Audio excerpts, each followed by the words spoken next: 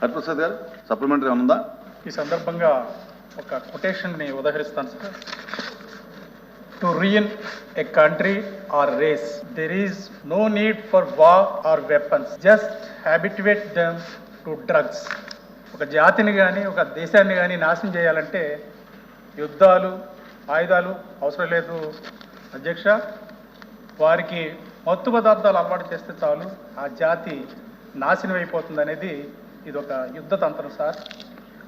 అటువంటి డ్రగ్స్ మన ఆంధ్రప్రదేశ్లో విచ్చలవిడిగా అందుబాటులోకి వచ్చేసినవి అధ్యక్ష. కేంద్ర ప్రభుత్వం ఆధ్వర్యంలోని సామాజిక న్యాయ సాధికారిత మంత్రిత్వ శాఖ 21-22 సంవత్సరాలకు సంబంధించి అందజేసిన వివరాల ప్రకారం మన రాష్ట్రంలో 20.19 లక్షల మంది డ్రగ్స్కి అలవాటు పడిపోయారు అధ్యక్ష.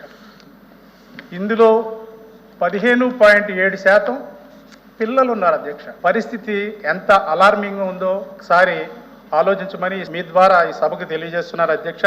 డ్రగ్స్లో చాలా సులభంగా దొరికేది గంజాయి అధ్యక్ష. ఈరోజు అనధికారిక అంచనాల ప్రకారం మన రాష్ట్రంలో 15,000 కోట్ల రూపాయలు విలువ చేసే గంజాయి వ్యాపారం జరుగుతుందంటే ఈ మహమ్మారి ఎంత భయంకరంగా ఈ రాష్ట్రాన్ని ఆవరించిందో మనం అర్థం చేసుకోవచ్చు అధ్యక్ష. రాజహంస, కళాపత్రి, శీలావతి ఈ వినటానికి ఈ పేరు చాలా వినసొంపుగా ఉన్నాయి అధ్యక్ష. ఇవన్నీ మన రాష్ట్రంలో దొరికే గంజాయి పేర్లు అధ్యక్ష. ద బెస్ట్ క్వాలిటీ హిమాచల్ ప్రదేశ్లో దొరుకుద్ది అనేది ఒక అంచనా అధ్యక్ష.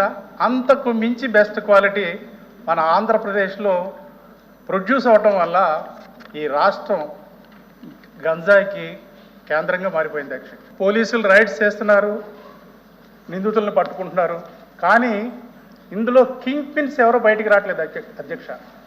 ఇంతవరకు ఈ మాదక ద్రవ్యాల సామ్రాజ్యం వెనకాల ఎటువంటి వ్యక్తులు ఉన్నారు, ఎవరు ఉన్నారు, వాళ్ళని ఎవరు పెంచి పోషిస్తున్నారు అనేది ఈ ప్రపంచానికి తెలియట్లేదు అధ్యక్ష.